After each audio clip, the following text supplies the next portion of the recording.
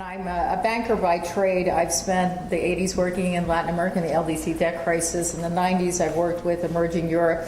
And also in the late 90s, I spent quite a bit of time working in the Asia Pacific region, running Bank of America's commercial bank. I'm not an Africa expert, even though that's the subject of our discussion for this afternoon. This afternoon's topic is private capital and development in Africa. And really, if you think about what folks say and talk about Africa, is, what Africa needs is less sympathy and more investment. And what you're going to hear today from our panelists is, talk about, investment in Africa in the past may seem idealistic in terms of talk about it. But our first presenter, Antoine van Agtmael, is going to talk about real practical experience with investments in Africa. His firm currently today has $1 billion in investments in the stock markets in 15 countries across Africa. Our first speaker is Antoine van Agtmael. He's founder, chairman, and chief investment officer of Emerging Markets Management and director of Strategic Investment Partners. Previously, he was a deputy director of capital markets in the IFC, a division chief in the World Bank's borrowing operations, and managing director of Thai Investment and Securities Company Limited, and also a vice president at Bankers Trust. I think most importantly, he coined the term emerging markets. He's author of the Emerging Markets Century and Emerging Securities Markets book. He also is a professor at Georgetown Law Center and has also taught at Thammasat University in Bangkok, as well as Harvard Kennedy School. Next, we have James Harmon. Jim is founder, chairman, and chief investment of Caravel Management. Previously, he served as chairman of the U.S. Export-Import Bank, where he proactively expanded the bank's business into new markets. I personally experienced this as a prior head of global trade banking at Bank of America. And some of those areas were focusing on new approaches, including financing guarantees of local currency, lending to sub-sovereign entities, and building partnerships with private sector to share risk. Prior to entering government service, Jim was chairman of Schroeder, a Wertheim & Company investment banking and asset management firm. Finally, we have Todd Moss. He's vice president of programs and a senior fellow at the Center for Global Development. He's an international expert on African development. Dr. Moss directs the Emerging Africa Project at CGD, with a focus on U.S.-Africa relations and financial issues facing sub-Saharan Africa, including policies that affect private capital flows, debt, and aid. While on leave from the CGD, he served as a Deputy Assistant Secretary in the Bureau of African Affairs at the U.S. Department of State. Before that, he was a consultant and advisor to the chief economist in the Africa region at the World Bank. And he also served as an analyst at the Economist Intelligence Unit and assistant director of U.S. policy programs at the Overseas Development Council. All of these gentlemen bring great expertise in the African continent. And with that, let me turn it over to our first presenter, Antoine van Agtmael.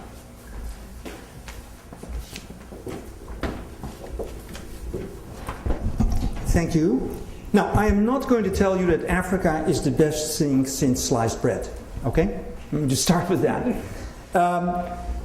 But I am going to tell you that we have been investing there, as Jim and other people know, for close to 18 years now. And we have made far more money than we made in emerging markets. And in emerging markets, we made far more money than people made in the developed world. So it can be all bad. And the interesting thing is we did it at half the volatility. That's the part that surprised me. So when we look at Africa, I want to take you to a kind of slightly different perspective, because people think of Africa as small, as arid or filled with jungle, as poor, and basically as, let's face it, irrelevant. It's not terribly relevant. They think aid instead of trade. They think World Bank instead of investment. And actually Africa has evolved into being something a little different. Now I don't know how to move this thing here. There we go. Okay.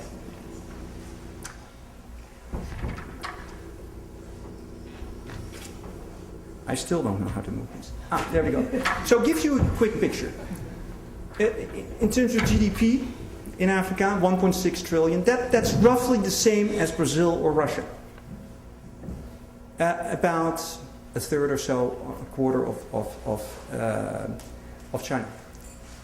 In terms of consumer spending, not huge, but 860 billion. Mobile subscribers, 316 million. 60% of the world's uncultivated arable land. 52 cities, over 1 million people. 52. You read about this in China, but actually you have it in Africa. 20 companies with annual revenues over 3 billion. And in terms of size, and again, perspective, look, this is Africa. And you put the United States, Argentina, China, and the European Union, and you can fit it into Africa. It's not small. It's actually, fairly substantially large. And, 54 countries, large population, and a lot of resources. Beer consumption, food consumption, banking penetration, mobile penetration. You can look at all of these indicators. Basically, the message is it's not very penetrated yet. And that will go up as they get richer. Now, topic here, capital flows. Basically, there were no capital flows for a long time. It ain't very much for a long time. And then that started to change. It really started to change. And has, kind of climbed up to fairly significant level. And the interesting part is that the FDI, the foreign direct investment, which is the piece I always look at, we're not talking about people like us investing in stock markets. We're talking about foreign direct investment. We're talking about companies that putting money there. You can see has gone up quite a bit. Now, some of that is Chinese. I actually thought more of it was Chinese than when I actually started to look at the numbers in great detail. It's not as much as people think, but it is actually substantial because the Chinese now build roads, they build hospitals, they invest in resources, etc. And they are basically number one in African minds. It's no longer France, it's no longer the UK, it's not the United States. It's China that is number one in terms of going to basically have an influence on the destiny of this continent. And this is interesting. If you look at foreign direct investment as a percentage of GDP, what you're seeing, which is the highest. Now, the GDPs are low. This reminds me of what the Chinese president said. If you multiply something by 1.2 billion, it's very big. If you divide it by 1.2 billion, it's very small. Africa has a little bit that same thing. But still, as a percentage of a relatively small GDP, it's quite high. Not only is it high, it has been growing a lot. And if you look at this bulge we have seen recently, as my colleagues who run the Africa Fund like to say, is it looks a little bit like China. Now, I'm not sure that you can make that case quite, but certainly it is going in a positive direction, except of course recently when we had the crisis, but that has come up again, as you heard, I think, in the earlier section. That, again, the image of Africa as a basket case, well, it was, but it's getting less so, with the debt actually becoming at reasonable level, in part because of debt forgiveness, of course. Inflation, not where it should be, but certainly down. Debt, not where it should be. Well, I guess when you're talking about the US, it's worse. So it's certainly not where it should be, but so are a lot of countries not where it should be, and it's coming down. Budget balances, again, moving in the right direction. And even growth. Again, our image of Africa is as a place that just does a lot of things wrong. But actually in the last couple of years it has been growing, and it is expected to grow at a fairly decent, fairly good rate. And I found this actually very surprising.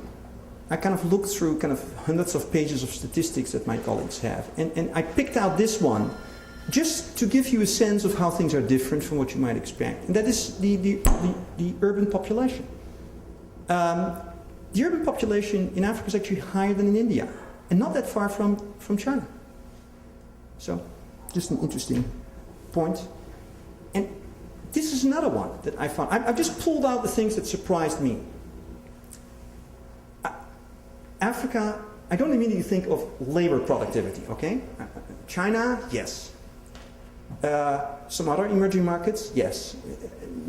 Africa, not improvements in labor productivity, it's not come, if you would ask me, don't immediately come to mind. Well, actually, it's not been altogether bad, as you can see. So that just kind of to frame the discussion that there are things happening in Africa that do not make it the best thing since sliced bread, but that are moving in the right direction. Now, of course, part of Africa is North Africa, where we have issues in Tunisia, in Egypt, that in my view ultimately will work out positively rather than negatively, but certainly create political unrest and issues at the moment. Here, I do want to show these last two slides to put it in a broader context. If you look at what the BRICS look like, because everyone always compares everything now with the BRICS. And here you see, a picture that has also improved, and probably improved in many ways more dramatically, with inflation coming down, with reserves going up, debt going down, a much better reserves to debt ratio, current account surpluses instead of deficits, budget surpluses in many cases instead of deficits, exports really catapulting very rapidly. And by the way, not just exports, but imports. I keep pressing this point, and I keep hoping that the Institute for International Economics will give this more attention and write about it more than it does. It has done so.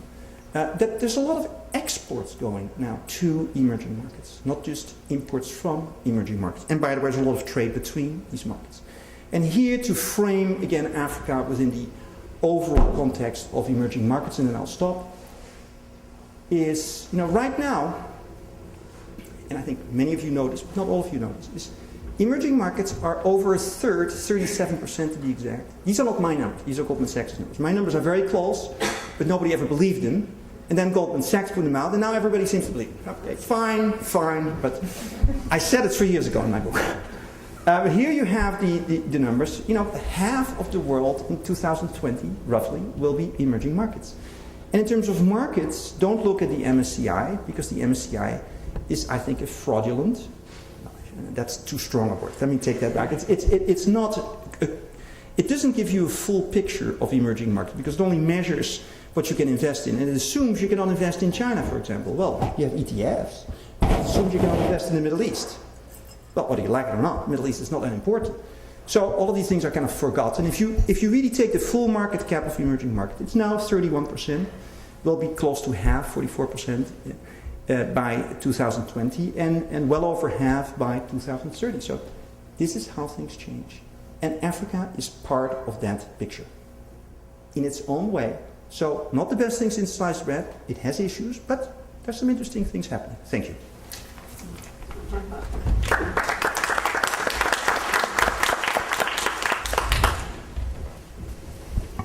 So may I start by saying that it's a pleasure to be on the platform with Antoine.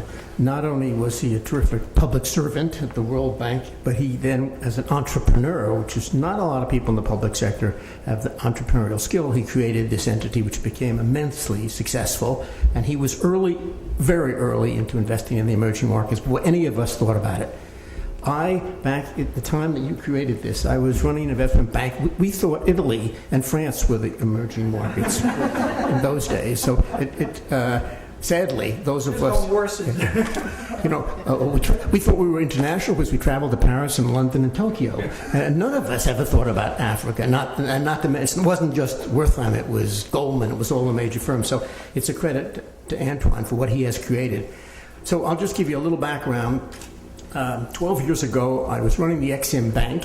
The Exim Bank was open in only 6 or 5 countries in Africa out of 50. And when I asked about it, I give Hillary Clinton credit for getting me to go early in my tenure when I came back, and I asked why were we open in only 6, and the answer was they're not creditworthy. So that was the perception of the U.S. government at that time, sadly. Today, fortunately, they're open at almost 50, and I think we support a lot. Those, when I first got to Exim Bank, we were supporting exports to Africa of some $40 million. By the time we left, we had increased it to something greater than $1 billion. So by making the effort, but we all were behind. The second point, which I wish Fred was here so I could pick on him a little bit, but he may hear about it. But when I left the Exim Bank in 2001, I was determined to focus my attention on the poorest countries in the world, and I wanted to increase capital flows to those countries. First thing I did was to agree to chair a commission, which is this report, which I did together with Fred. So it was the Council on Foreign Relations Institute then for Economic, the IIE, which was the predecessor to, of course, the Peterson Institute. So I'll just tell you a few of the names on the commission, and then I'll tell you how interesting the findings were. But we had, beside Fred and Nancy Burstall, we had Stanley Fisher, who was quite well known to everybody here, Michael Froman, who's now in the White House, James Owen, who was the chairman and president of Caterpillar, Tom Pickering from the state, who then went to Boeing, and Susan Rice, who's now at the UN, and Gail Smith, and certain people from the Harvard Business School as well. So this beautiful report, which we were all very proud of, and we spent a year. In this entire year, with this lot of talent, no one thought, it wasn't even introduced, the subject of what the private sector could do in Africa. What was the role of the private sector? Could they help? At the time, I admit that Africa was possibly represented 1% of global trade, which had been a decline in the last 20 years. So people just assumed the only answer was aid. So our recommendations are, how do we increase the work of Exim Bank? How do we increase OPEC? How can we make changes in the public sector?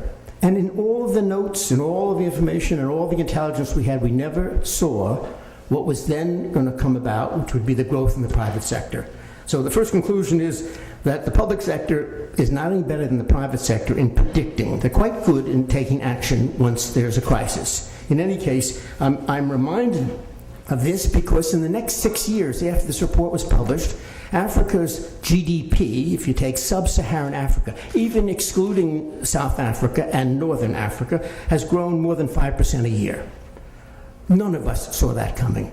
Now, I then go to me, what is a very significant step is, if I'm allowed to mention other great think tanks in Washington, Brookings came out with a report which said, concluded that between 2005 and 2010, right now, the last 5 or 6 years, the number of people living on less than $1.25 a day, the number of people below the poverty line had declined, the greatest amount that has ever been recorded before, had declined from 1,400,000,000 to 860 million. This was an extraordinary finding, and I'm glad they came out with it because the most important reason is the growth of the private sector.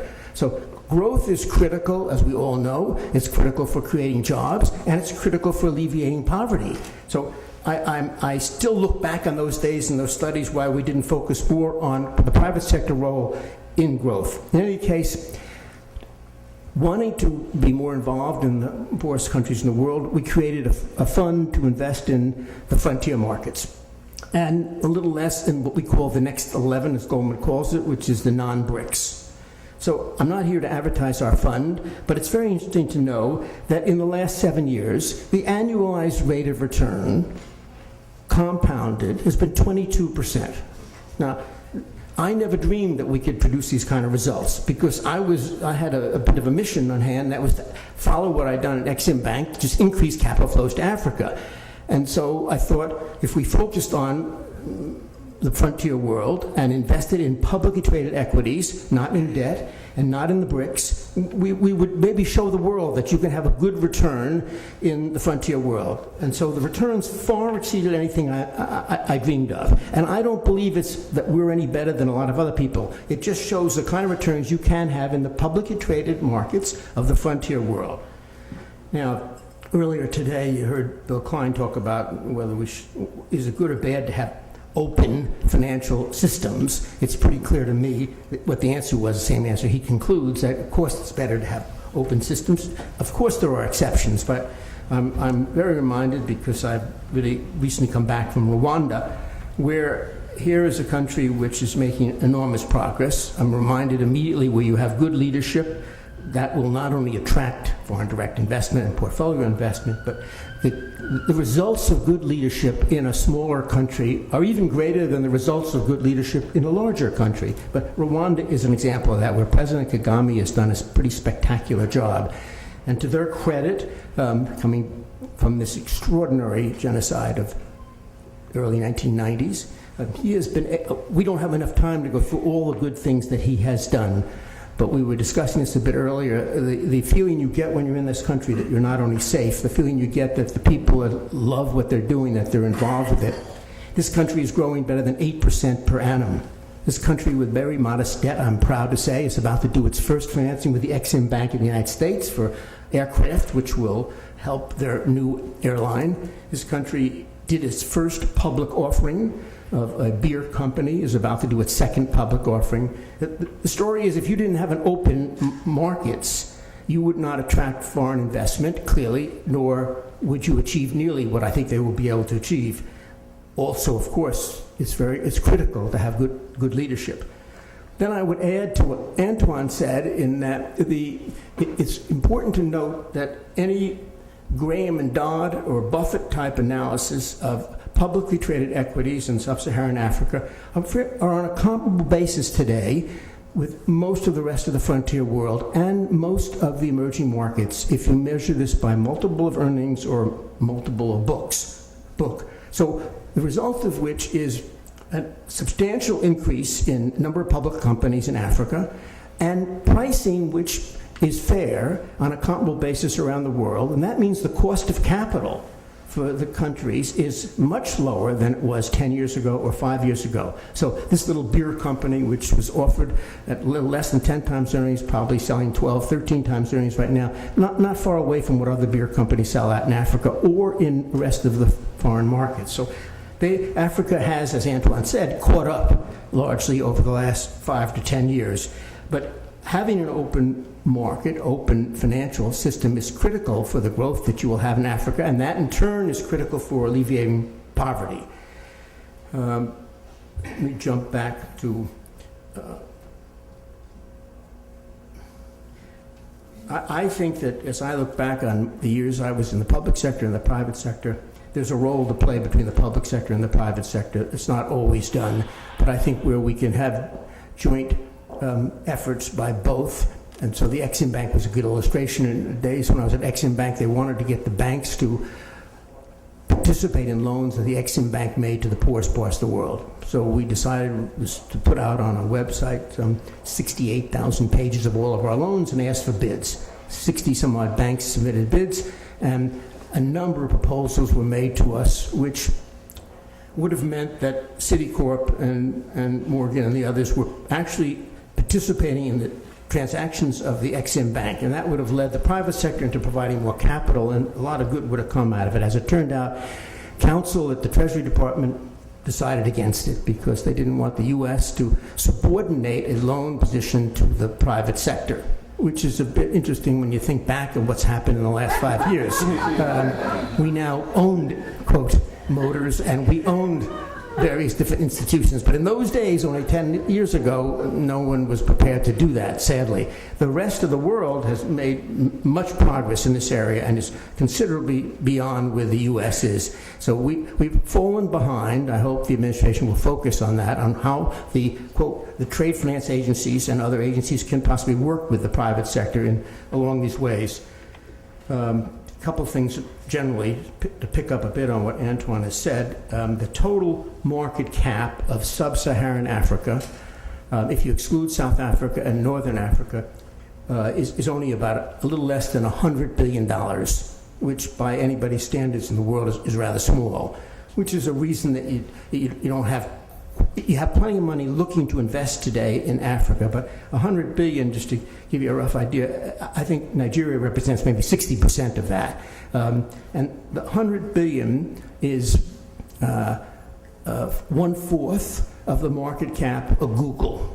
So Google's market cap is about 400 billion, and all of sub-Saharan Africa is only 100 billion. It's small. Now, it is growing at a rate that is very significant, so it will get there. And the number of companies being privatized is very significant. I'm particularly reminded when I was at Exim. When I got to Exim Bank, 80% of all the transactions we had were for the sovereign nations.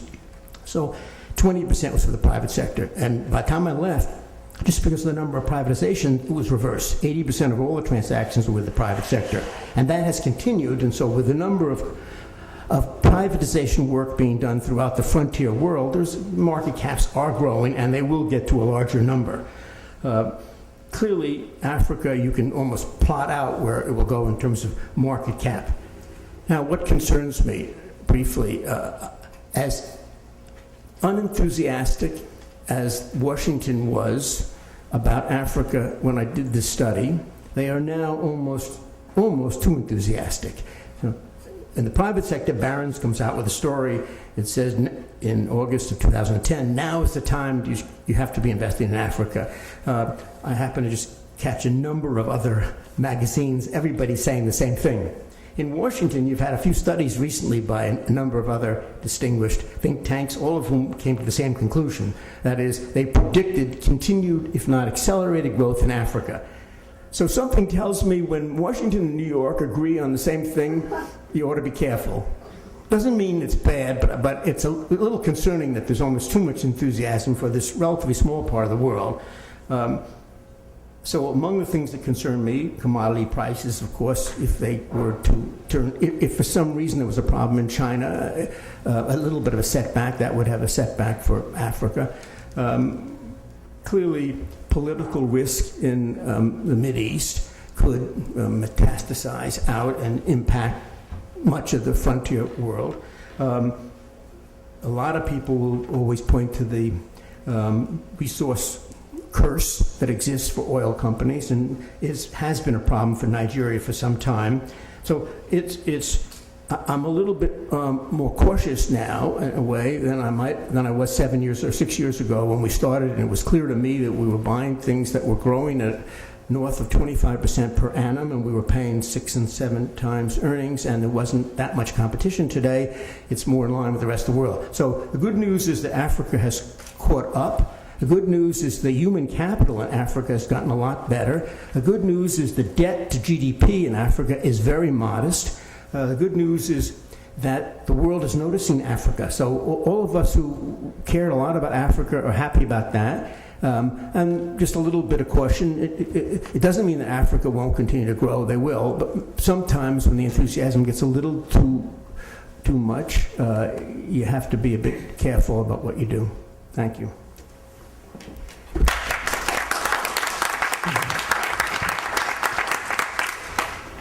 Thanks. I find myself in a somewhat unusual position of having to be. Normally, I think of myself as quite a cheerleader for Africa. I've been working for 20 years trying to get people to pay attention and trying to take it more seriously. And then knowing I was coming after Antoine and Jim, I thought, well, let me flip on this and try and throw some caveats on a lot of the enthusiasm that we're seeing. I think in particular, the McKinsey report. My former colleague Steve Radelet has a report on a book out, Emerging Africa, which tries to show 17 countries that are really pulling ahead. And I think that a lot of the trends are extremely positive, but there are some really big caveats out there that I think are worth highlighting. And then I'm going to talk, I think I'm supposed to be the public sector person here, so I'll talk a little bit about the public sector tools that we have.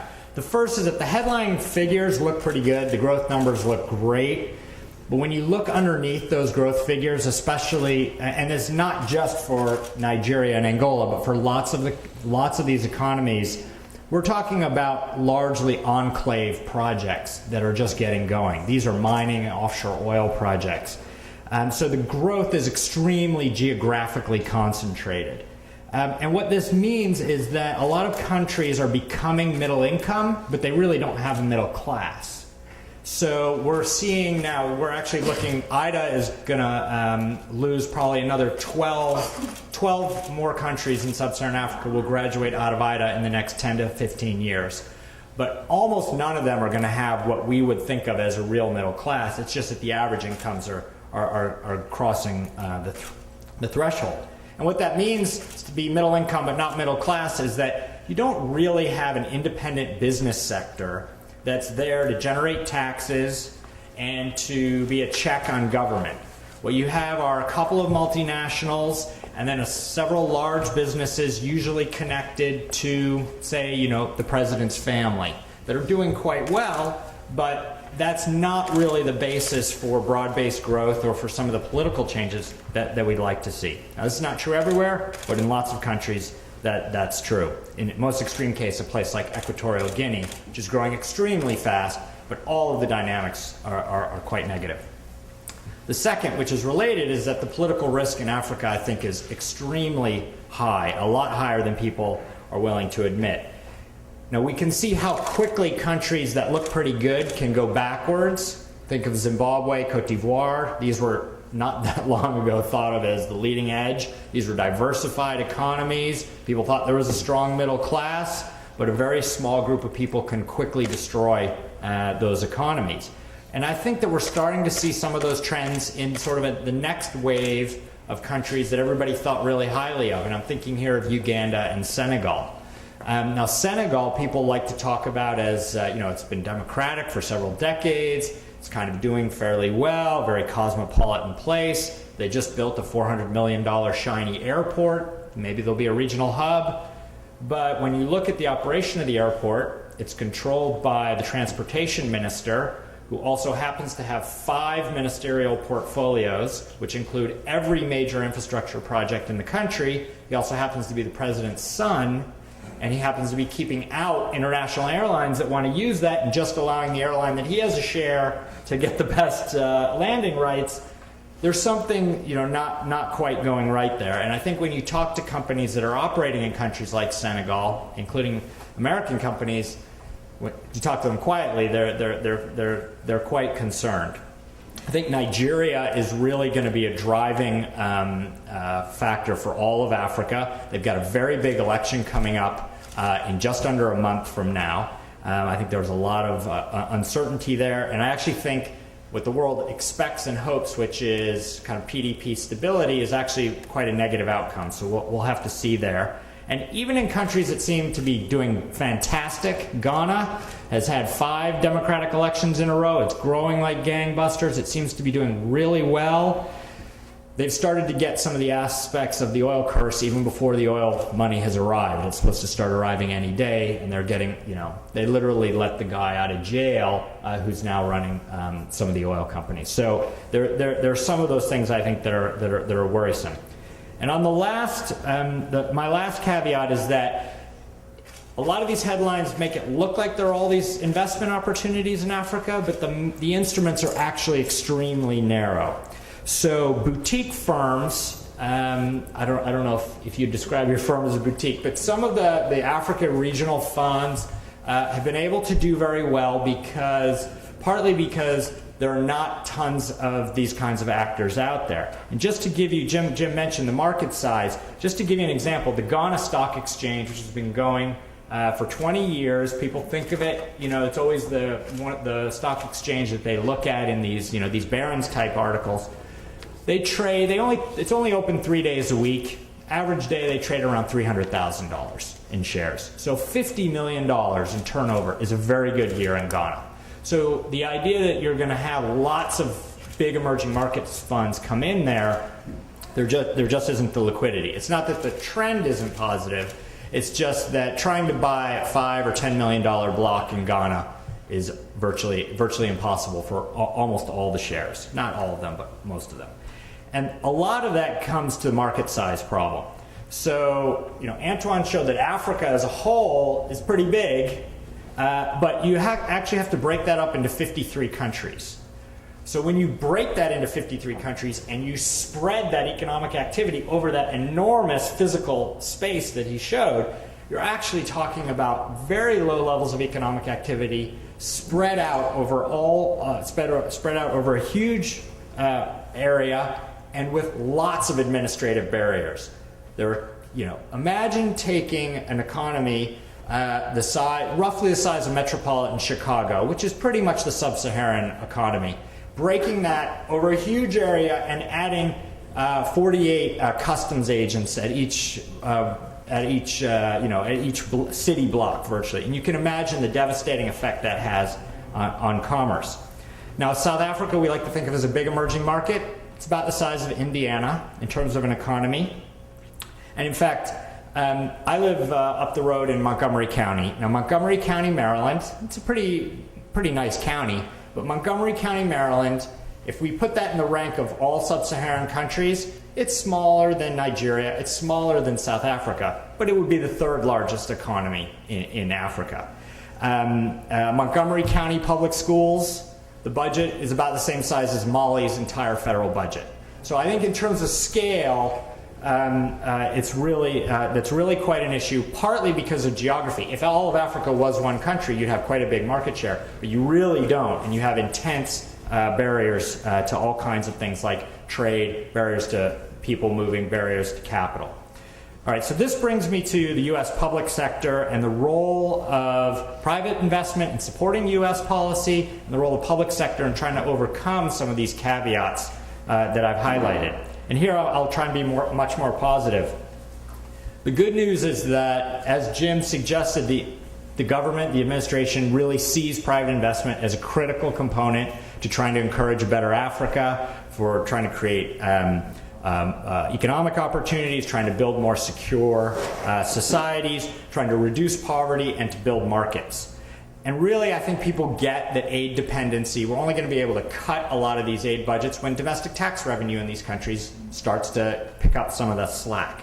And the government tries to support this strategically. The other good news is that we actually already have a lot of tools to do this. A lot of tools to encourage capital flows and to deal with some of these political, administrative, and technical risks.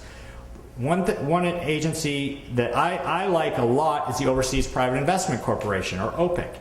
It's a great tool for political risk insurance and for mobilizing capital. They've got more than a dozen funds that they have started, provided seed capital that target Africa. And they've crowded in several $1 billion in capital, mostly private equity, into sub-Saharan Africa. And there are lots of other programs. U.S. Treasury has a great, their OTA, their Office of Technical Assistance, does great work. USAID actually does some really interesting things on business climate.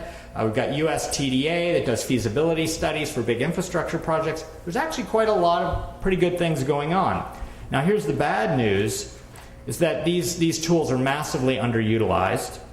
And in fact, a lot of them are under siege. So just to pick on OPIC, every time OPIC has to be reauthorized, it's a complete crapshoot, and they keep their head down, just try and get it to go through. The Fiscal Commission, which was looking at the budget, actually targeted OPIC to be zeroed out and to have it closed, even though OPIC has contributed $2.2 billion into the Treasury since 2005. Those are OMB numbers.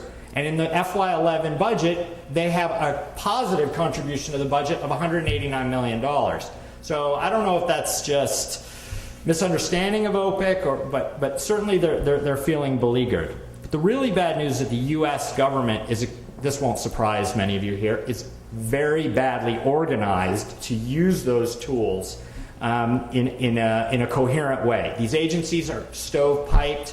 The projects are fragmented all over the place, and the so-called whole of government approach is not designed to try and bring these things together, even in a particular country, much less a big initiative like trying to promote African infrastructure, where you could imagine you might need feasibility studies, policy reforms, technical expertise, and capital. So let me end on what I think is probably a crazy idea, and I wouldn't have mentioned this sort of 3 or 4 months ago. But given the President's State of the Union address and the momentum in Washington right now to have consolidation of the export promotion agencies, I think there's an opportunity to do better on the private investment and private sector side in places like Africa. The first thing is to do no harm, and good God, don't let OPIC get sucked into the Commerce Department. But what you could do is imagine a consolidation process of these private sector tools. that would be OPIC essentially as a core, pull in some of the private sector tools in USAID, like the technical assistance. They've got a development credit authority that on-lends to banks. Why is that at USAID? That doesn't make any sense. You could get TDA in there, and there are other pieces around the government that are all sprinkled that you could bring together and really create either an enhanced OPIC or create something that we're calling at the center a U.S. development bank. And that would be much more rational, and actually in a time of budget we could do it in a way that would not only be budget neutral but budget positive and help to bolster flows and try to create the conditions for faster economic growth and greater opportunities in places like sub-Saharan Africa.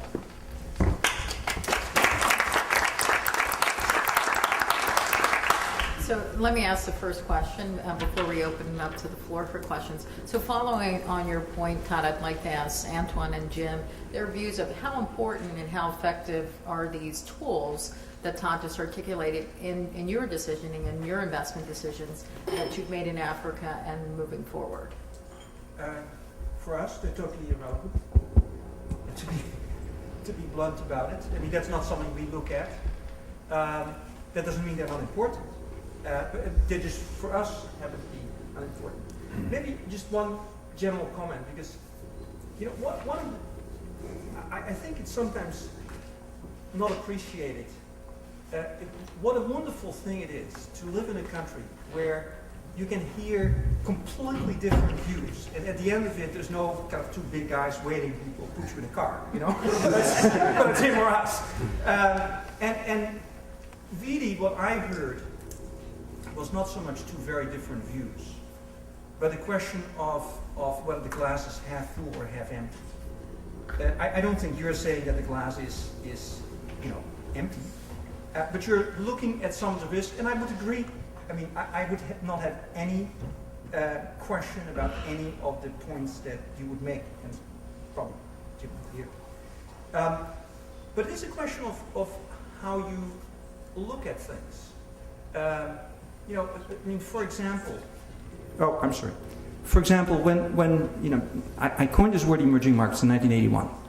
How large were all of the stock exchanges of all emerging markets at that time? Smaller than Africa now. It was $80 billion. Now, that was 1981. A lot has happened since the time. But that's why I say, sometimes it's worth to look at the glass as half full and having the possibility to become more full. And I think both of us have shown that it is possible to take that risk and actually make a lot of money for investors. But that does not mean, and I started off by saying that it's the best things in sliced bread, or it does not mean that people can't get overly enthusiastic, as Jim said. But it's a perspective, and they're fortunately very valid perspective, and fortunately we're at a think tank where it's possible to do this, and in a country where it's possible to do this. So that's just a perspective. So I would only add that they're not terribly important to the United States. Ex-Im supports exports which are less than 2% of our total exports in the country. They are very important to the poorest parts of the world.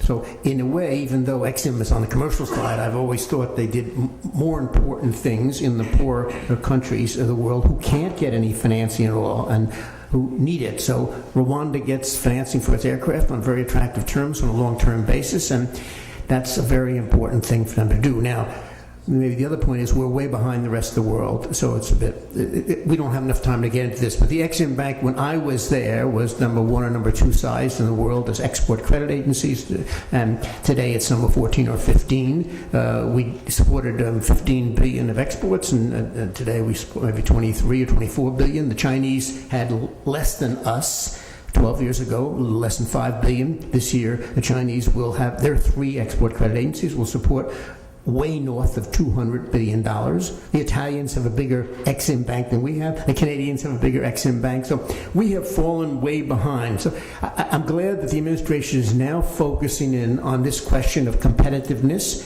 And alluding to what Todd wisely said, they are thinking about how can we become more efficient. Should we put the agencies together? We should be doing a lot of different things to make them more important. So that's sort of a public policy comment. But most people you talk to in the United States and in the financial community would give the same answer that Antoine gave. Not terribly relevant because it's such a small factor to the U.S. economy. Yeah, I actually meant, I thought your question were these policy tools, whether it's Exim Bank, OPIC, whatever, important to us? Yeah. And I said no. But I didn't want to imply at all that they're not important to the US. I think they're terribly important to the US. I mean, China is being the pens of us, I think, at the moment in Africa. And I think it's terribly important. And I think it's terribly important to African companies. So don't get me wrong. Let me just to make an important distinction. The listed securities sector is not something that OPIC's been getting involved in. Yeah. But in the private equity area and in project finance, OPIC is a major player, along with Proparco and the IFC and CDC. And it's not just the US that has this tool. But even in the listed securities, a lot of the regulatory structure that oversees the SEC type agency that oversees the stock exchange and a lot of the technical assistance at the stock exchange itself is covered by the donor community or a lot of the technical assistance. So it's good that you don't see the fingerprints of the public policy community, but it's absolutely there, even in the listed securities. I think you probably don't want OPIC setting up a bunch of listed security funds to come in there because there are guys like you to do that. In the private equity, they've needed a little bit more of a push. Yeah, I might perhaps add to that, and I used to work at IFC and at the World Bank.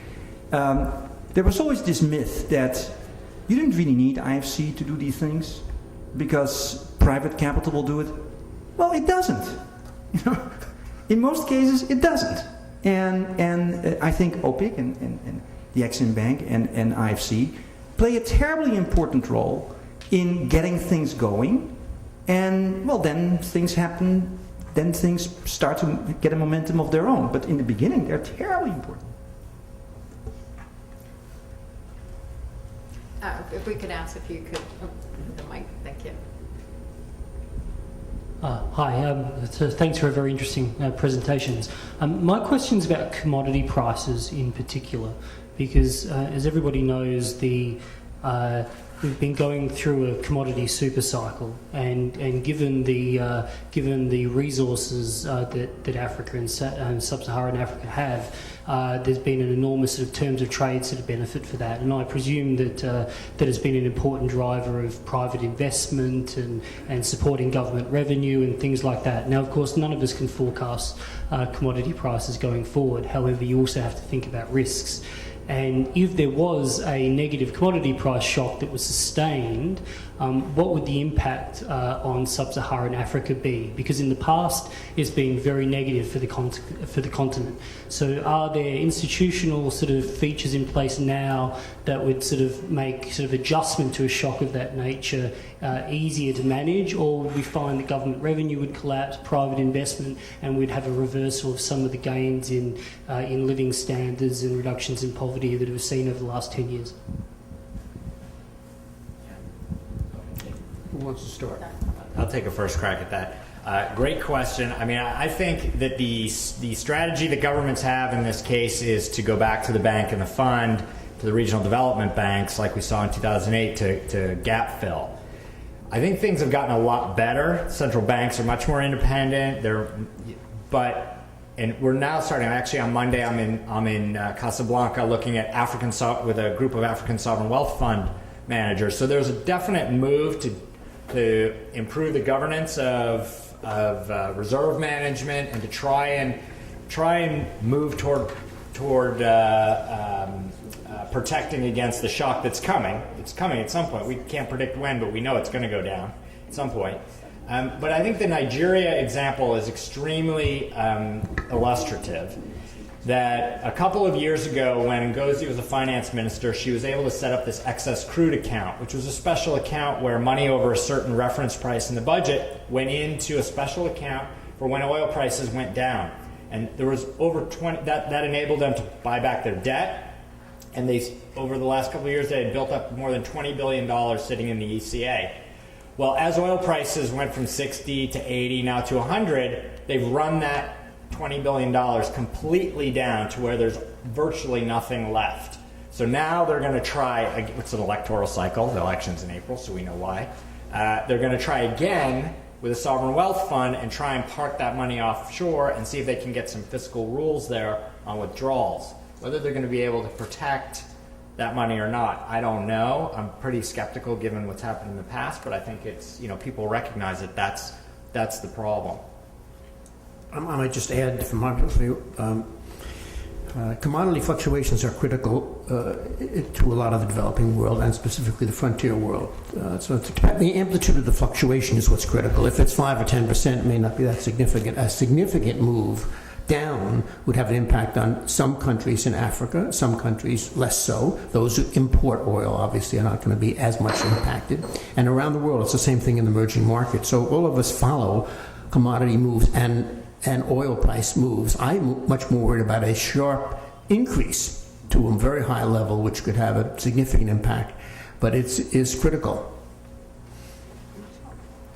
Yeah, I would agree. And not, in answer to your question, really not a lot has been done to mitigate these effects. There is no well-developed social safety net, etc. Now, a couple of points, though. One is, people have often said, and I think rightfully so, that a lot of this commodity wealth, whether it's oil in particular, or gas, or other commodities, doesn't trickle down. Now, if it doesn't trickle down, when it goes away, the impact is not as great as you might expect. Is it significant? Absolutely. But because of that, it's perhaps a little less than you would expect. That's one. Second is, in the overall picture, the critical mass is a little higher now, so that makes the base a little bit higher. And third, I do think that, although I agree that you have lots of different countries with lots of administrative controls and, might I add, corruption, which are basically tied together, that despite that, my observation has been, and I'm going to Nigeria again in March, that there's a little less of it now than 10 years ago. That's the only thing I would say. That is not to say that there is not a lot of it, but there's just a little less of it than before. And what that means is, if there's a little less of it, then that means that the adjustment mechanism typically is a little faster. But I'm stretching it. Basically, there's not much. I would like to say a point on corruption, because a story happened to me 5 years ago dealing with a company from the Philippines, and the manager was doing an exceptionally good job of maximizing shareholder value of this company, and very focused, almost in an American way, on what moves stocks up. Somehow a question by one of my assistants was corruption, and he, at an unguarded moment, said to me, if our share price goes up, one doesn't steal as much. Almost a shocking statement to make. And I suddenly, I had images of arrows in which was share prices moving up and corruption going down. Now, it's what I call the power of the capitalistic system, that if you can accumulate capital by maximizing your shareholder value, and your price does go up, and then you're much more concerned about how much the earnings may be, and you're not likely to steal. Now, Mr. Hodorkovsky tried to do that in Russia. Unfortunately, for other reasons, he couldn't continue that. But that power of free markets, long term, will lead to a significant decline in corruption, long term, as it has in the United States.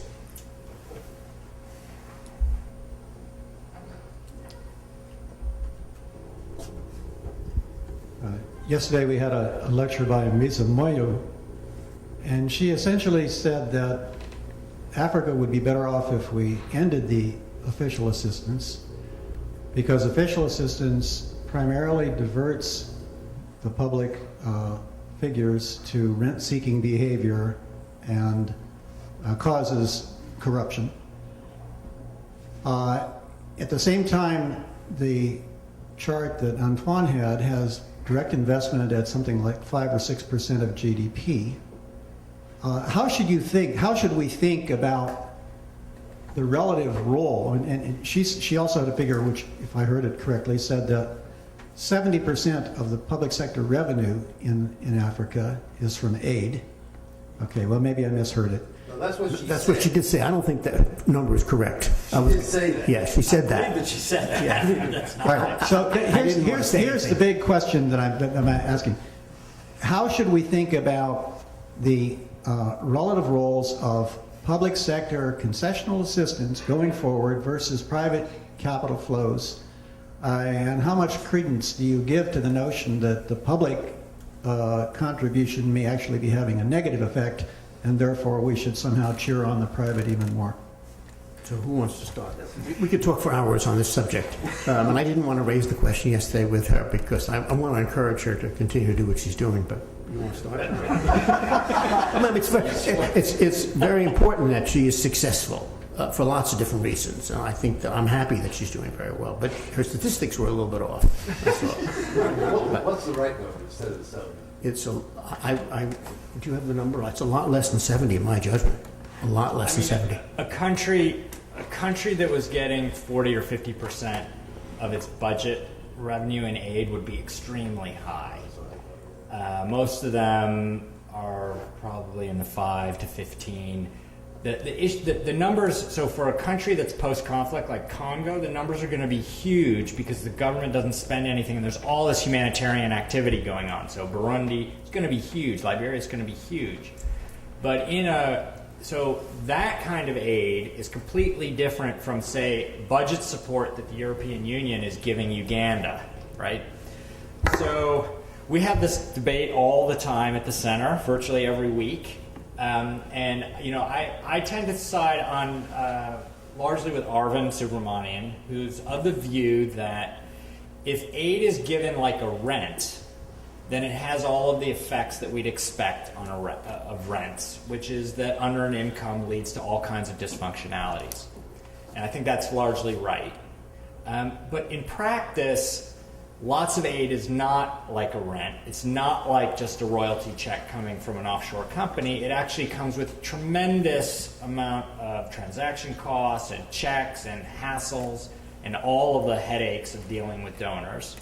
And you know, budget support is very different from specific project support or NGOs, and that's all counted as ODA. It's all counted as the same thing.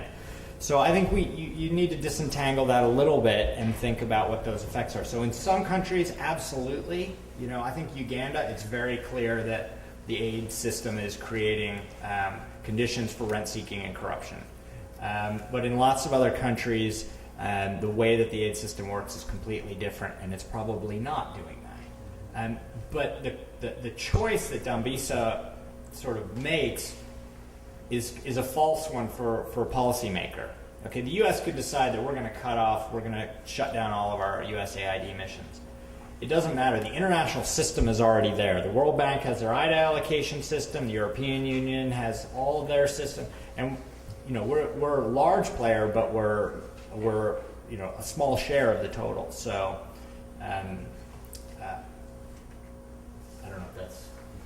I'm mindful at the Exim Bank, you may know the stories. When we used to have a case in which we were asked to finance a private aircraft for the president of the country, a very fancy private aircraft, it wasn't a productive use of the U.S. taxpayers' funding. It may be a bit step away from aid, but you have to clean up that type of thing. That really leads into corruption.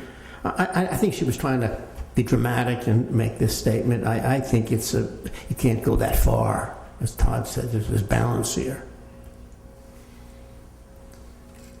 Yeah, I think that actually public funding has done a number of very good things, but there is a risk. There are two big problems, I think. One is the risk of it's creating what I would call a dependency culture. And you know, for example, Uganda, where my son was recently, he was saying that you go to these camps and other places where you have the third generation of people who are living essentially on welfare. That is not healthy. So you have that. And second of all, if you go back, I worked actively on Africa in the early 70s, and then for a whole long time I did not do anything in Africa, and then got back to Africa again. And when I was working actively on Africa earlier, the success stories were the Ivory Coast, Kenya, and Zimbabwe. They are certainly, as you pointed out, not the success stories today. And they were very dependent, not so much, although certainly in large part, on aid, but on not having people do things themselves. And in the end, that doesn't work. It's my experience. Wish we had more peer review. I always felt peer review is very important in Africa. And if you look at what some leaders have done versus what other leaders have done, it's an extraordinary contrast between Kagame and Mugabe. It's extraordinary. So the question is... There was that big effort to set up. There was that big effort to set up an elaborate peer review system 2 or 3 years ago, Tony Blair, etc. Did it have any payoff? It was a big effort as part of AGOA. When AGOA was passed, there was a provision in there, as I remember, for peer review. But none of the African leaders wanted to participate in it because they didn't want to knock. Even Mugabe, they didn't want to knock. So it was a bit of a stickless problem. I always thought the world could have done better somehow by bringing some pressure. When I talked to Kagame in Rwanda, and we said, I said, we want to clone you. We have to find a way to take you as a model, because you're doing so many good things. How can we do that? We had a long discussion on that point, because that could be extraordinary. If you could just take the best leaders and find a way. The best leaders are going to produce the maximum foreign direct investment, the maximum shareholder value for investors, and they're going to, in terms of employment, it'll all go over a period of time, but we can't wait 10 years. You were going to say something? They did create this African peer review mechanism. It's still going on, but it's become a kind of diplomatic exercise that got absorbed into the AU through NEPAD and kind of degenerated into the lowest common denominator, where the language is just, it's meaningless. Outside of South Africa and Northern Africa, for the large portfolio that you're talking about, is there an entrepreneurial story or two that in another book might have appeared? And then similarly to Jim in terms of how you're looking at it. But are the entrepreneurs there, and how endangered or independent are they of the state? In truth, we have not invested all that much in entrepreneurs. In truth, we have invested in, I always say, beer, banks, and bullion. Beer speaks for itself. Banks speaks for not centers of entrepreneurship. And bullion is a ticket for food, the Unilevers, etc. And what was really our calculation was very simple. You have existing corporations with good corporate governance that are growing faster than anywhere else in the world, with margins that are double, triple anywhere else in the world, and prices that are half. This was a number of years ago, but no longer today. And it's not that difficult, but you have to have the guts to do it, because again, as people said many times in my life, you're crazy when you do that. But if you have the guts to do it, it's actually not that difficult. Investing in entrepreneurs is very difficult. And it's very difficult because there are actually lots of very good entrepreneurs. And particularly in West Africa, there are more women than men. But they don't have, or not many of them have, the institutional framework to be successful at scale. They're very successful at small scale, not very successful at big scale. And unfortunately, what happens with entrepreneurs that get scale is what happens to many political leaders, is it goes to their head.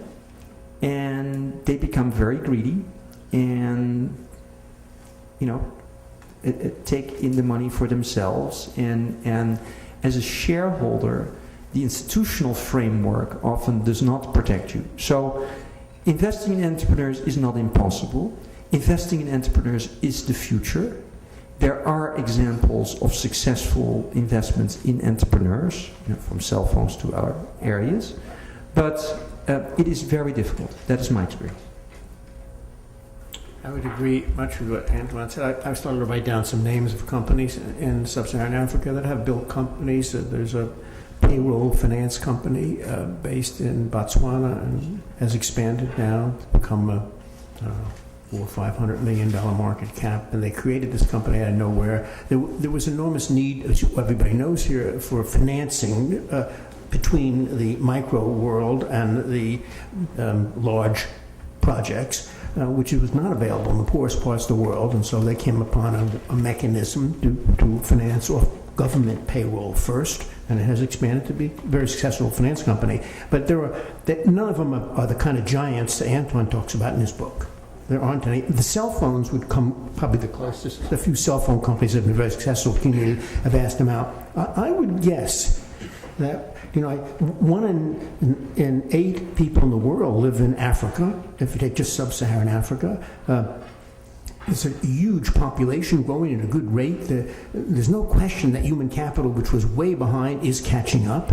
So if you factor this over the next 20 years, it has to be that they'll follow what's happened. By the way, urbanization is number of people moving into cities is very critical, so not unlike the Asian situation. Over a long period of time, there will be some success stories. I have no doubt about that, because it's human capital. It'll get there, but it's a bit behind the rest of the world. And by the way, I just want to make sure that you understand, it's not for lack of trying. We really do try.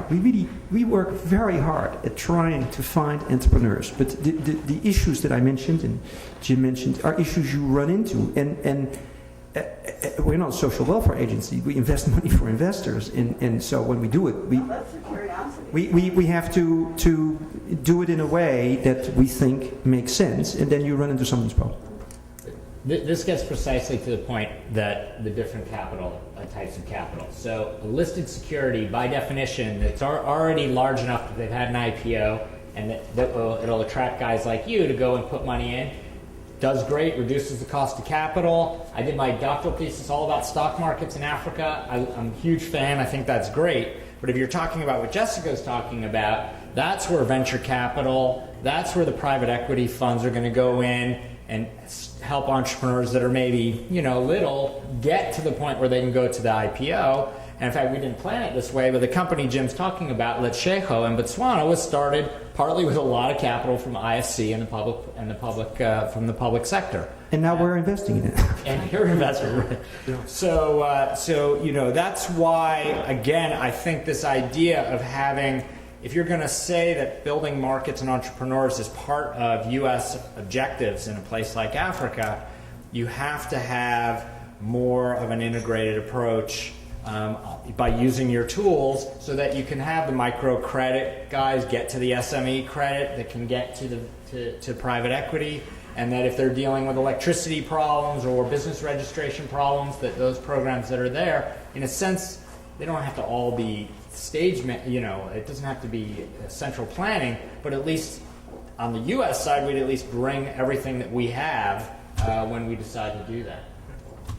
Yeah, I think you have to think about investing as being tied to what you could call a supply chain. And as you correctly point out, it starts at a place where you have local entrepreneurships and sometimes an alliance or investment by an IFC or an OPIC or whatever, or a private equity firm. And then once it takes on a little bit more critical mass, then you do find it. Now, I don't want you to get the feeling that we're investing in huge companies in Africa. Some are, but some are not. Some are companies of $50, $60 million, which you could say is very big, but in a global context, actually relatively small. Maybe 3 points just of interest. One is the number of private equity firms being formed to invest in Africa have grown at a very rapid rate. I don't know if Carlyle has launched its billion-dollar idea that David had. He certainly intends to do it. If you add in, I can give you 5 different names, which 6 or 7 years ago were not on the board. So there's a lot of new private equity funds coming in. Secondly, I'm just reminded of something. IFC has been very successful. I mean, to Antoine, who probably started it off, but it's been very successful in that. That is a very successful World Bank piece, so to speak. And the third is the British, when they spun off Actis from CDC to create a private equity investing, did something very wise. I don't think we would have done it in the United States, but I give the British a lot of credit for that. You know, these things have, that's why I call it a chain. I mean, we all know that central bank policies, I mean, the reason we have good central banks in many emerging markets today is that we had this class of how many, 30 years, 40 years of people who came to this class on how you do central banking at the IMF and the World Bank. And I think that had an impact. Had a damn big impact. Now, was that clear from year to year? No, nobody knew. But you know, you slowly make that influence felt. Same here. And over time, it is so important. There was one more. I guess it's clear that capital doesn't require lack of corruption and transparency in institutions, as we see from BRIC nations and so forth. But in the case of Africa, if that is a priority in terms of investing, you mentioned Rwanda as an example where there's low tolerance or zero tolerance, whatever they want to say, of corruption and an effort to create institutions. There are 50 nations in Africa. What other nations are in that category? Any?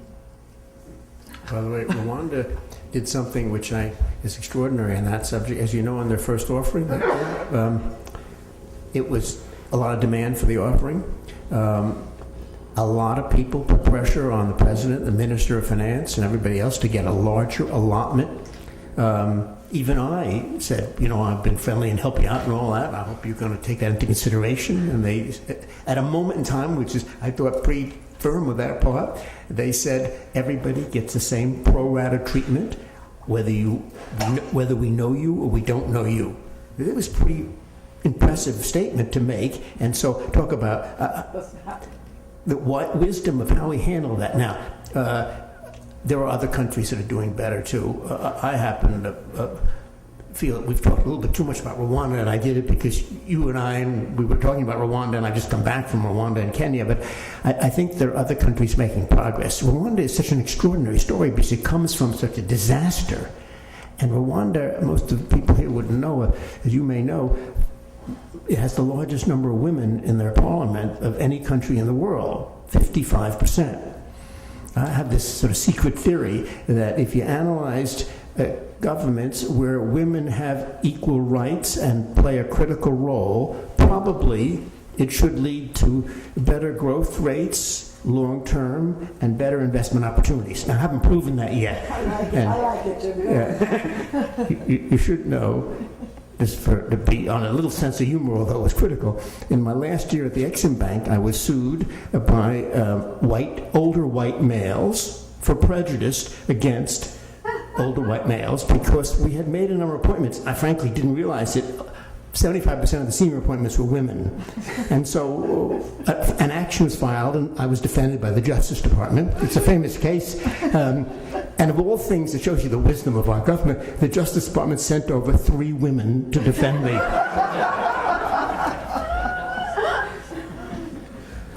Now, if let's say if a client would ask me, in fact many clients have asked me about corruption in emerging markets, if I had to state that I only invest in countries without corruption, I could close the doors tomorrow.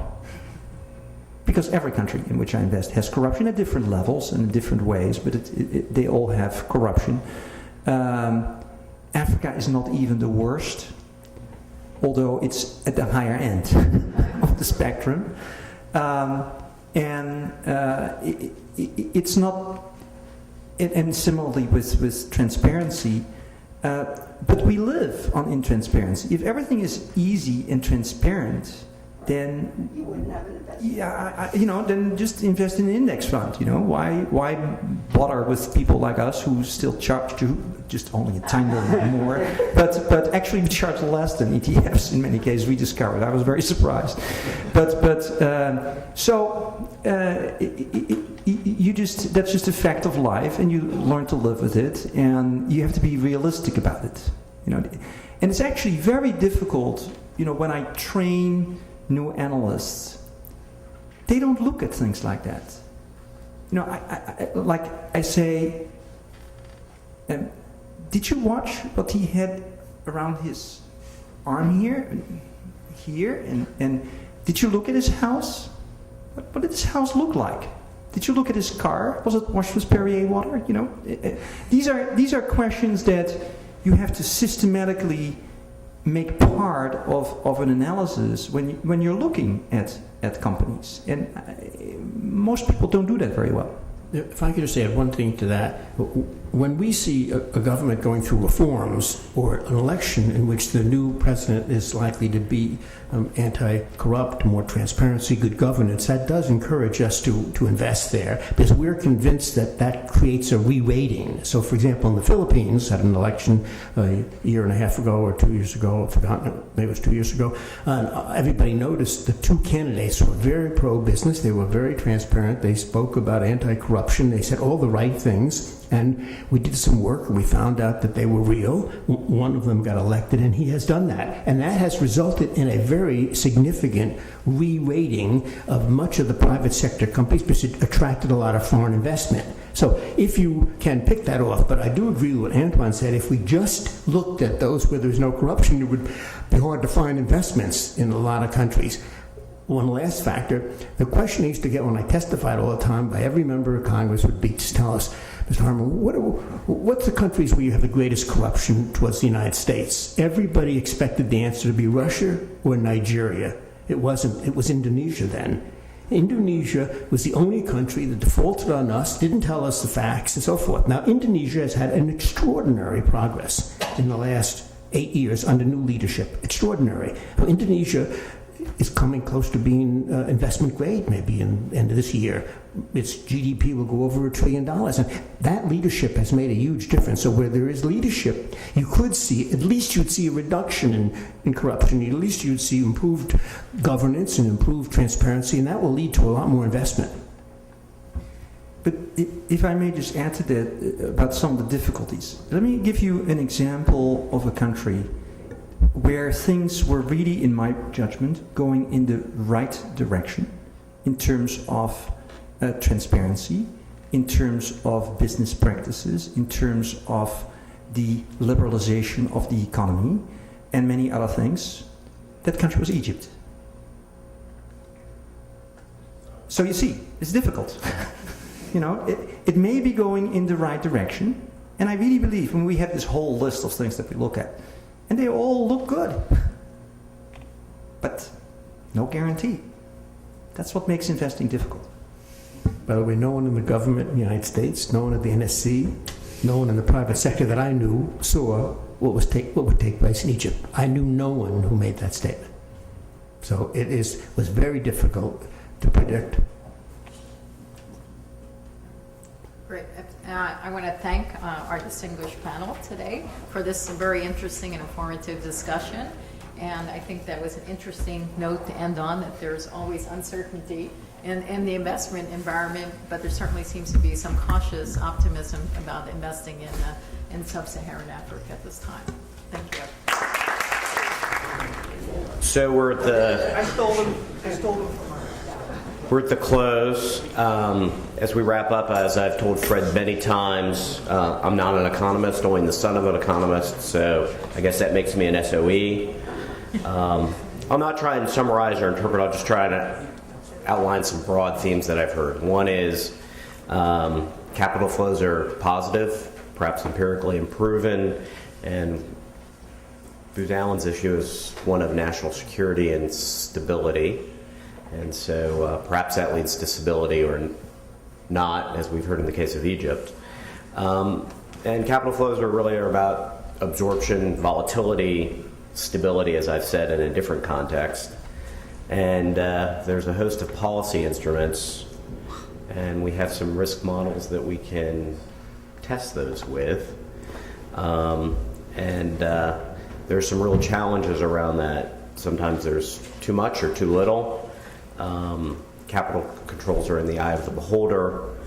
And then I think one very, very important thing I heard today was the segmentation of the capital itself, whether it's fixed income or equity, does make a difference in terms of the effect on the economy.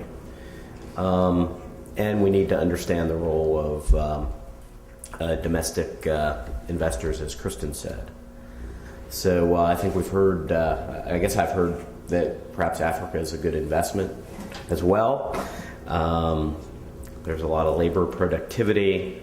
There's no question the U.S. government needs to have a whole of government approach. At Booz Allen, we call that smart power, and a way of getting the whole of government to organize for U.S. national security interests.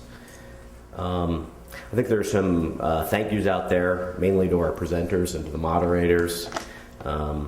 Thanks to the Peterson Institute for co-sponsoring this and helping us to organize this important discussion. I want to particularly thank Bill Klein, who's helped set the agenda, and of course Fred for helping set the content for us. Special thanks to Anne Marie Kelly from Booz Allen for helping to plan the meeting from the Booz Allen end. And I want to thank you all for coming out on a very, very rainy day and for participating with great questions. Thank you very much. And again, thank you to the Peterson Institute.